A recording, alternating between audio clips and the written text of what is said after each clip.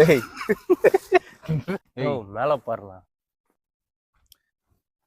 இவ்வளோ பெரிய மரம் நம்ம ஊர் பக்கத்துல இருக்குது வந்து நம்ம இவ்வளோ நாளா பார்க்காம வந்திருக்கோன்றது பெரிய ஆச்சரியம்டா. ஒரு பக்கம் கிளைகள் வந்துட்டு சிதலம் அடைஞ்சு உடஞ்சி போயிருக்கு. மறுபக்கங்கள் மேலாம் நல்லா பாரு. இது ஏகப்பட்ட விழுதுகள் விளையாடி பல்லவ மன்னர் காலத்துல இது பொழுதுபோக்குறதுக்கான மிகச்சிறந்த இடமா தான் இருந்திருக்கும் அப்படின்னு நினைக்கிறேன். ஏன்னா மரத்தை பார்க்கும்போதே நம்மளுக்கு அவ்வளோ பெரிய பிரம்மாண்டமான மரமா இருக்கு. கிட்டத்தட்ட இந்த மரத்தை பாருங்க, நீங்க கிட்ட வாங்க மிஸ்டர் தினேஷ். இந்த மரத்தோட அடி எங்க இருக்குன்னே உங்களால கண்டுபிடிக்க முடியாது. ஏன்னா அவ்வளோ பெரிய, கிட்டத்தட்ட ஒரு 10 பேர் சுத்தி நின்று கட்டி பிடிச்சா கூட இந்த மரத்தை பிடிக்க முடியாதுன்னு நினைக்கிறேன். ஆக்சுவலா இது எந்த இடம் அப்படின்னு பார்க்கும்போது உங்களால கெஸ் பண்ண முடியுமா அப்படின்னு தெரியல. கண்டிப்பா கெஸ் பண்ண முடியாது. ஏன்னா நிறைய பேருக்கு இந்த இடம் இருக்கிறதே தமிழ்நாட்டுல இப்படி ஒரு மிகச்சிறந்த இடம் இருக்கா அப்படிங்கிறது யாருக்குமே தெரியாது. நம்ம விளாக் ஆரம்பிக்கிறதுல முதல் முறையா பெருமை மிகுந்த இந்த தலவானூர்ல ஆரம்பிக்கிறதுல எனக்கு ரொம்ப சந்தோஷமா இருக்கு. ஸோ வெல்கம் டு புது வரலாறு விளாக்ஸ். தலவானூர் குடைவரை கோயிலை போய் பார்க்கறதுக்கு முன்னாடி அங்கே நம்ம தலைவன் இருக்காரு. அவரை தரிசனம் பண்றதுக்கு முன்னாடி, கோயிலுக்குள்ள போறதுக்கு முன்னாடி இப்படி ஒரு வெட்ட வெளியில தான் இந்த கோயில் அமைஞ்சிருக்கு. கோயில் போறதுக்கு முன்னாடியே ஒரு பெரிய ஆலமரம், பிரம்மாண்டமான ஆலமரம். அது பக்கத்துல ஒரு காளி கோயில் இருக்கு. இது பல்லவ மன்னர்கள் காலத்திலேயே அந்த கோயில் எழுப்பும் போதே கட்டப்பட்டதா அப்படின்னா இல்லை. இது எப்போ நிறுவனாங்க அப்படிங்கிறத இங்க பாறையில செதுக்கியிருக்காங்க. அது ஒரு நிமிஷம் பாருங்க. ஸ்ரீ காளியம்மன் கோயில், தலவானூர், சக்கான் செல்லன் மனைவி காளியம்மாள் நினைவாக மகன் சே முனுசாமியால் ஆவணி 21, அதாவது இங்கிலீஷ்ல பார்த்தீங்கன்னா 6/9/1998 கட்டப்பட்டது. பொதுவில் அது கீழே என்னமோ எழுதியிருக்காங்க, அது சரியா தெரியல. ஸோ இது யாரோட, காளியம்மாள் அப்படிங்கிறவங்களோட நினைவாக அவங்க மகன் முனுசாமியால 1998 கட்டப்பட்டிருக்கு அப்படின்னு சொல்றாங்க. ஸோ இது பல்லவ மன்னர்கள் காலத்துல கட்டப்பட்ட கோயில் இது கிடையாது. அப்போ இதை விட மிகச்சிறப்பான இடம் ஒண்ணு இங்க இருக்கு. அதை பார்க்க போறதுக்கு முன்னாடி அவன் எங்கடா டேய் என்ன பண்றீங்க? இங்க ஒருத்தர் உசுர பயனை கொடுத்து உள்ள போறதுக்கு பாத்துட்டு இருக்க. நீ என்ன ஜாலியா விளையாட்டு இருக்க? நீ போய் பாருண்ணா. நீ கொஞ்சம் உள்ள போயேன் ஃபர்ஸ்ட். வரமாட்டேன், பயமா இருக்கு. நீ முதல்ல உள்ள வாயேன். நீ வா உள்ள போ. ஒரு மாதிரியா இருக்குதுண்ணா. ஒன்னா உன் பேர் என்ன? என் பேரா விஜய் தானே? ஆமா. ஓ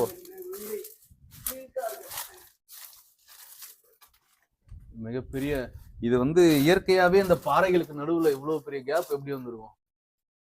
பயங்கரமா இருக்குதா? அனகொண்டாடா.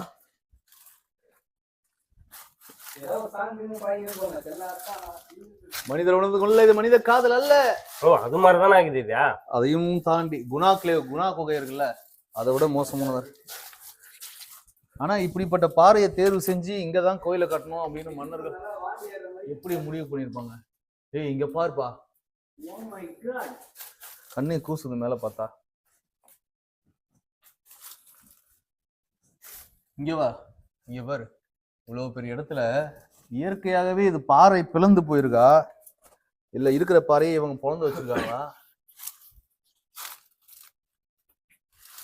இது இயற்கை எந்த அளவுக்கு ஒரு பிரம்மாண்டமா இருக்கும். மனுஷனால இதெல்லாம் செய்ய முடியாது இல்ல. கரடி கத்துது. ஏதோ சவுண்ட் கேக்குதுடா. ஏதோ சவுண்ட் கேக்குது. தல வா தல. வயசாயிடுச்சு, ஏற முடியலடா.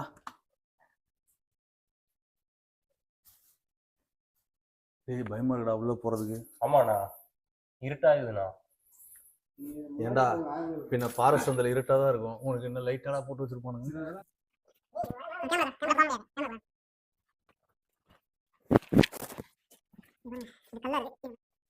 ஏதோ வைப்ரேட் ஆகுது. இல்ல ஏதோ சவுண்ட் கேக்குது. இதுக்கு மேல நம்ம இங்க இருக்குது நல்லது கிடையாது. கிளம்புங்க.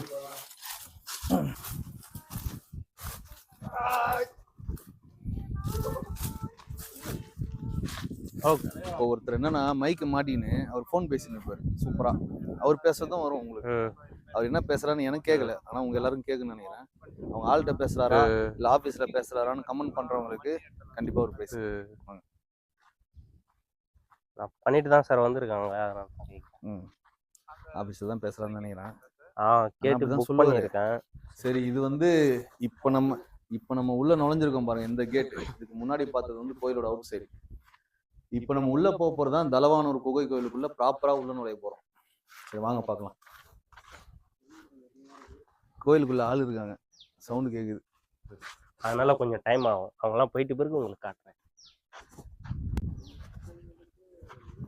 நீங்க பாருங்க, இதுதான் இயற்கை. எவ்வளவு பெரிய பாறை. அந்த பாறை மேல குட்டியா ஒரு கல் இருக்கு. அப்படியே லெஃப்ட் சைடு பாத்தீங்கன்னா பாறையில ஒரு பெரிய மரம் வளர்ந்துருக்கு. நான் சொன்ன அதிசயத்துல இதுவும் ஒண்ணு. பாறையில இந்த ஒரு மரம் மட்டும் கிடையாது, 2-3 மரம் வளர்ந்துருக்கு. அப்படியே லெஃப்ட் சைடுல பாத்தீங்கன்னா ராக்கெட் ஒண்ணு போகுது. இப்படி போய் அப்படி இறங்கி இருக்கு ராக்கெட். ஒரு சூப்பரான ராக்கெட்டை நீங்க பார்த்துருப்பீங்க. என்ன பண்றது, மெச்சூரிட்டியா இருக்கலாம்னு பார்த்தாலும் 90s கிட்ஸ் அடிக்கடி உள்ள வந்துட்டு போறாங்க. ஏரோப்ளேன் போன உடனே வாய் போன பேனு பார்க்க வேண்டியது. 80s கிட்ஸ் இல்ல, 80s கிட்ஸ் தான். என்ன பண்றது, கோயில்ல எப்பவுமே ஃப்ரீயா இருக்கும் அந்த கோயில் நான் வந்த வரைக்குமே. ஆனா இப்போ 2-3 பேர் இருக்காங்க. இந்த நந்தி உருவம் இருக்கு, ஆனா தலை மட்டும் துண்டிக்கப்பட்டிருக்கு. இது வந்து முன்னாடி போர்க்காலங்கள்ல வந்து சிதைக்கப்பட்டதா இல்ல காலப்போக்கில் அந்த உருவம் தலை வந்து சிதைஞ்சு போச்சா அப்படின்னு தெரியல. நந்தி வெளியவே இருக்காங்க. இந்த நந்தி இல்லாம உள்ள இன்னொரு நந்தி இருக்கு. நந்தி சிலை உள்ள ஒண்ணு இருக்கு. கோயில் பிரதர்சனம் அந்த சிவலிங்கத்துக்கு முன்னாடி ஒரு நந்தி இருக்கு. இது எக்ஸ்ட்ரா வச்ச நந்தின்னு நினைக்கிறேன்.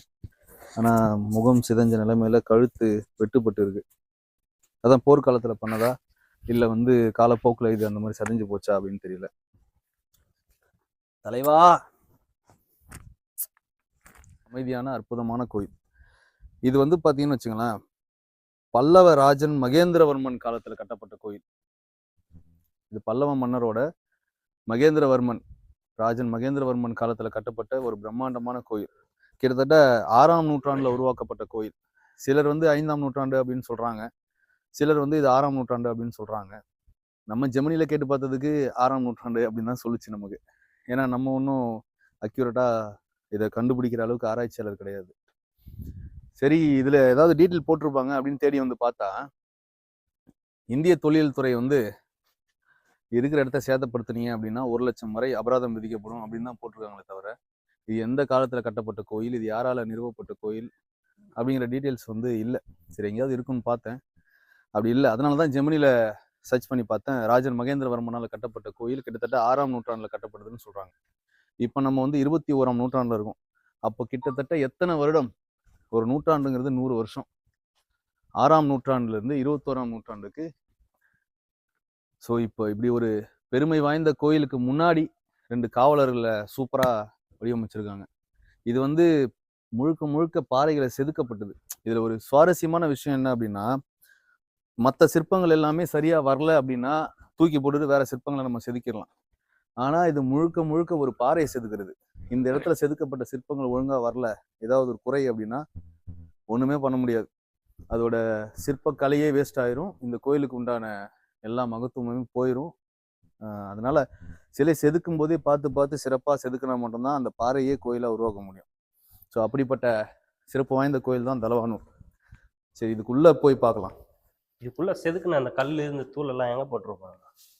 அதெல்லாம் எங்கேயாவது தூக்கி போட்டிருப்பாங்க. வெயில்ல, வெளியில அவ்வளோ வெயிலா இருந்தது, வேத்து ஊத்துது.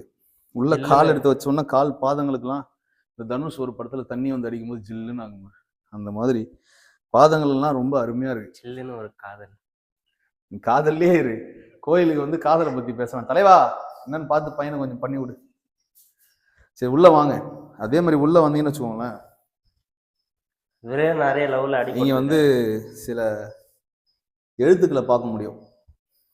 இது வந்து இது என்னென்ன எழுத்துன்னு சொல்றாங்க அப்படின்னா, சில தமிழ் எழுத்துக்களும் இருக்கும், சில வந்து பல்லவ கிரகந்த எழுத்துக்களும் இதுல இருக்கும் அப்படின்னு சொல்றாங்க. பல்லவ கிரகந்த எழுத்துக்கள்னா பல்லவர்கள் யூஸ் பண்ண சமஸ்கிருதம் கலந்த சில எழுத்துக்கள் தான் பல்லவ கிரகந்த எழுத்துக்கள். அதோட சேர்ந்து தமிழ் எழுத்துக்களும் இதுல காணப்படுது அப்படின்னு சொல்றாங்க. இதுல வந்து நமக்கு சரியா தெரியல என்னென்ன எழுத்துக்கள் இருக்குன்னு சொல்லிட்டு. ஆனா சில எழுத்துக்களை மட்டும் நம்மளால கணிக்க முடியுது. இது 3 சுழினா ஓ, இது தூ, தாப்பி, அந்த மாதிரி ஏதோ தமிழ் எழுத்துக்கள் கண்டிப்பா இருக்கு. அந்த அது சிறப்பும்பட வல்லுநர்களால் மட்டும்தான் அது என்னன்னு சொல்ல முடியும். ஸோ அப்படி தூண்கள் எல்லாமே, இது தூண்கள்ல இருந்து அடியில தரையில இருந்து மேல இருந்து இது எல்லாமே ஒரு பாறை. அந்த பாறையை உள்ள செதுக்கி இப்படிப்பட்ட ஒரு பிரம்மாண்டமான கலையை வடிவமைச்சிருக்கிறாங்க அப்படின்னு நினைக்கும் போது பயங்கர பெருமையா இருக்கு. இதெல்லாம் எப்படி பண்ணியிருப்பாங்கன்னு நினைக்கும் போது ஆச்சரியமா இருக்கு. இப்படிதான் பேசியிருக்கும் போதே ஒருத்தன் பெல் அடிப்பான், நான் அடிக்கிறேன். நம்ம பார்க்க போறோம். அவரை வந்து சிவன்னு சொல்லலாம். இந்த கோயில்ல பொதுவா அவரை வந்து சத்ரு மல்லேஸ்வரர் அப்படின்னு சொல்லுவாங்க. ஸோ சத்ரு மல்லேஸ்வரர் எவ்வளோ அழகா காட்சி அளிக்கிறாரு பாருங்க. அப்படியே கொஞ்சம் பக்கத்துல வந்து காமிச்சிங்கன்னா ரொம்ப சிறப்பா இருக்கும்.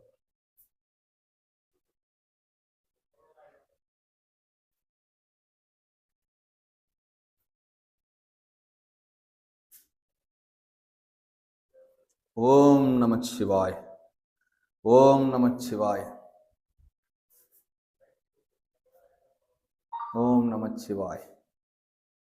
எவ்வளோ அழகா இருக்காரு பார்த்தீங்களா? இது இல்லாமல் ஒவ்வொரு நாளும் சிறப்பா இந்த கோயிலில் வந்து தினமும் அவருக்கு பூஜை பண்ணி விளக்கேற்றி வச்சுட்டு போவாங்க. சில கோயில்களில் வந்து நம்ம போய் தரிசனம் பண்ணுறதுக்கே அவ்வளோ கஷ்டமா இருக்கும். ஆனால் இங்கே எப்போ வந்தாலுமே அழகாக அவரை தரிசனம் பண்ணிட்டு போகலாம்.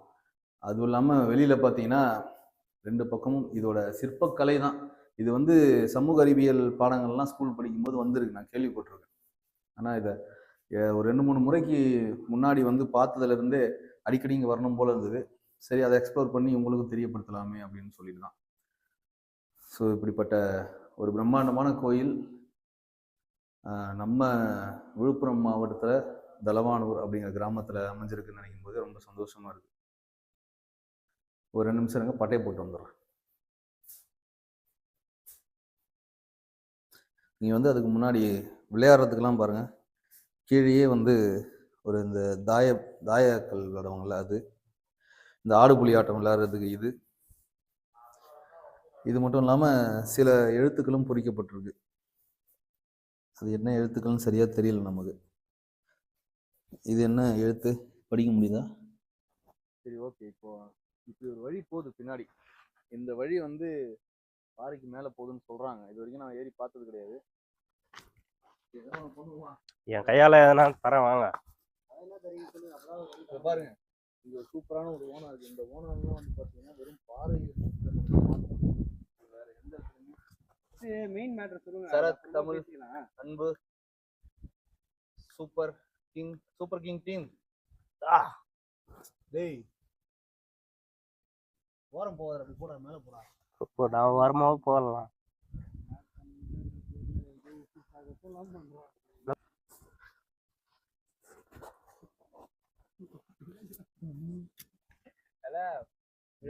உசுறு போற விழாக வந்துருப்பது வாரமா, முதல் வாக்குலயே உசுறு போற போறான். என்னடா அவன் திடீர்னு கோயிலுக்கு வந்து உட்கார்ந்துட்டு இருக்கானே, இவன் அந்த மாதிரிலாம் பண்ண மாட்டானே அப்படின்னு நமக்கு தெரிஞ்ச வட்டாரங்களில் சில பேர் நினைப்பீங்க. ஆனால் நம்மளையும் தாண்டி ஒரு சக்தி இருக்கு, நம்மளையும் தாண்டி ஒரு மன அமைதி வேணும் அப்படின்னா சில நேரங்களில் நமக்கு கடவுள் தேவைப்படுறாங்களா இல்லையா அப்படிங்கிறத, அந்த புரிதலை நமக்கு நாமே நிறைய முறை ஏற்படுத்தி பார்த்துக்கணும், கேட்டு பார்த்துக்கணும். அப்படி நானா கேட்டு பார்த்ததுல எனக்கு இப்படி ஒன்று தேவைப்பட்டது. அதனால வந்து நான் ஒரு ப்ராப்பரான விளாக் ஆரம்பிக்கணும் அப்படின்னு ஆசைப்பட்டு முதல் முறையா ஒரு கடவுள் சன்னிதானத்தில், அதுவும் எனக்கு ரொம்ப மிக பிடிச்ச கோயில், ரொம்ப புகழ் வாய்ந்த மன்னர்களால் கட்டப்பட்ட கோயில், ஒரு அமைதியான ஒரு சூழ்நிலை இருக்கக்கூடிய அந்த கோயிலேருந்து ஆரம்பிக்கணும் அப்படின்னு நினச்சேன். அதனால் இதை எக்ஸ்ப்ளோர் பண்ணி பார்த்ததில் எனக்கு ரொம்ப சந்தோஷம்.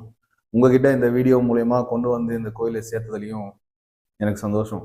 இந்த வீடியோவை பார்த்துட்டு இந்த ஊரோட பெருமையும் இந்த கோயிலில் இருக்கிற நிலைமையும் இன்னும் மேம்படுத்தி மக்கள் அனைவரும் வந்து தரிசனம் பண்ணிட்டு போகிற அளவுக்கு ஒரு சூழ்நிலையை உருவாக்கணும் அப்படிங்கிறது தான் என்னுடைய மிகச்சிறந்த தாழ்மையான கருத்து. ஸோ இப்படிப்பட்ட ஒரு மன்னர் காலத்தில் கிட்டத்தட்ட 6ஆம் நூற்றாண்டில் கட்டப்பட்ட கோயிலை தாண்டி சில கோயில்கள் மிக பிரம்மாண்டமாய் புகழ்பெற்று விளங்கிட்டு இருக்கு. அந்த மாதிரி உண்மையாகவே புகழ்பெறக்கூடிய கோயில்கள் இந்த நிலைமையில யாருமே வந்து பார்க்காத நிலைமையில அப்படியே இருக்கு அப்படிங்கிறது மனசுக்கு வருத்தமா இருக்கு. ஸோ இந்த கோயில் சிறப்பான நிலைமைக்கு வரணும், எல்லாருமே வந்து இங்கே தரிசனம் பண்ணிட்டு போங்க. வந்து அட்லீஸ்ட் இப்படிப்பட்ட ஒரு கலைக்காவது இந்த கோயிலை வந்து பார்த்துட்டு போகணும் அப்படிங்கிறது தான் என்னோட தாழ்மையான வேண்டுதல். அடுத்து ஒரு சூப்பரான வீடியோவில் சூப்பரான விளாக்ல பசங்களோட இதுக்கப்புறம் கொஞ்சம் ஜாலியாக நிறைய சமுதாயத்துக்கு தேவையான விளாக்ஸ்லாம் கண்டிப்பாக வந்து சேரும். முதல் ஆரம்பமாக இந்த வீடியோ. நன்றி, வணக்கம்.